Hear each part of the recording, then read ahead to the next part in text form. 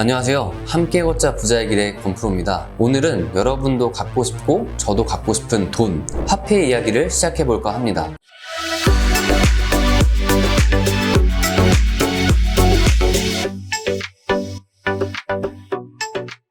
역사를 돌이켜보면 인류가 처음부터 화폐를 사용하진 않았습니다. 선사시대부터 초기 몇천 년까지는 각자 필요한 물건을 직접 교환하는 물물교환이 주로 사용되었죠. 멀리 갈 것도 없이 조선시대만 보더라도 쌀 몇 가마니와 소 한 마리를 교환하는 방식이었는데요. 가장 간편한 방법이 바로 이 물물교환이기 때문에 조선시대의 경우에도 상평 통보를 비롯한 화폐의 보급이 상당히 늦은 편이었습니다. 하지만 시간이 지남에 따라 국가 간의 무역도 활발해지고 세금을 거두는 정부의 입장에서도 이 물물교환은 여러 가지 한계점이 있었는데요. 우선 직접 현물을 거래한다는 측면에서 매번 그 현물의 가치가 바뀌기 때문에 서로 원하는 가치로 교환하기가 쉽지 않았다는 것이 문제였습니다. 또 각자 원하는 물건이 아니라면 교환 자체가 성립되기 힘들 뿐더러 모양도 크기도 다 제각각이라 품질 유지나 운송에 있어서도 문제가 있었습니다. 그래서 이러한 문제들을 종합적으로 해결하기 위해 화폐가 생겨난 것인데요. 화폐는 현물을 대신에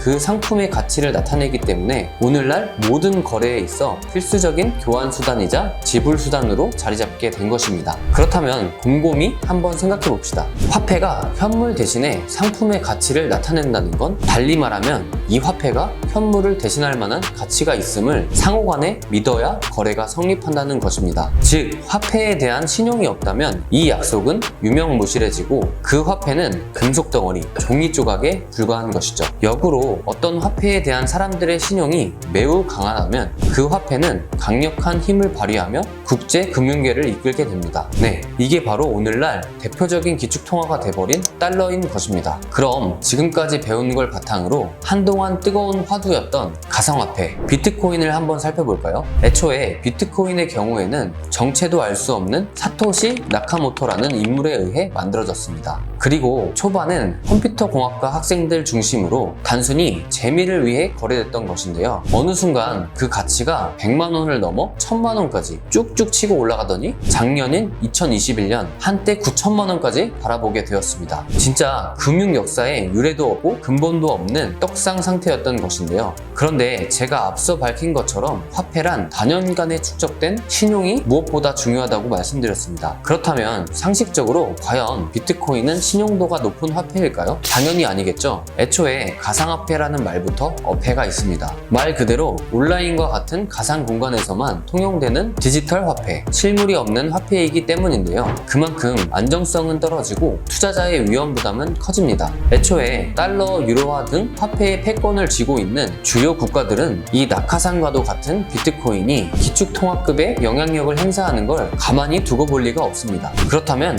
결론은 쉽게 나네요. 비트코인이 기축통화가 될 확률은 매우 적다. 이렇듯 사실상 모든 국가 경제의 기본은 신뢰를 통한 안정성이라고 말씀드릴 수 있고요. 왜 달러가 지금처럼 세계 경제를 좌지우지하는 기축통화가 되었는지도 설명이 되는 것이죠. 단순하게 말씀드리면 세계에서 가장 강력한 미국의 검증된 화폐임과 동시에 미국은 쉽게 망하지 않을 거라는 국제사회의 굳건한 신뢰가 바탕이 된 것입니다.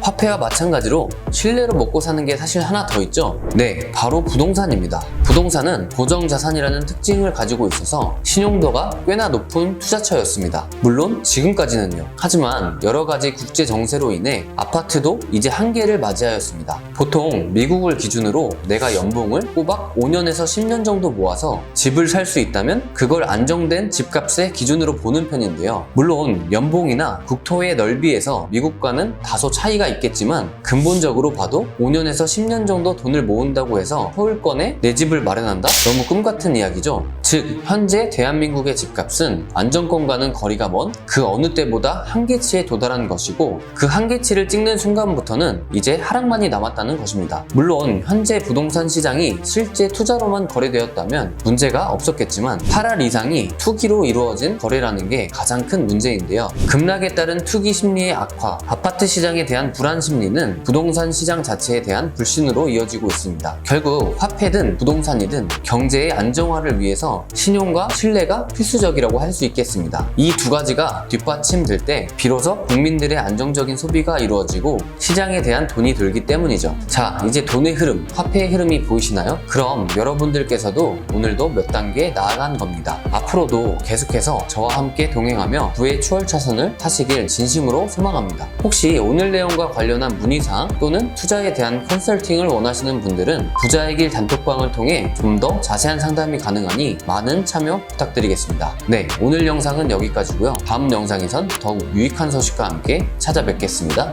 끝까지 시청해주셔서 감사합니다.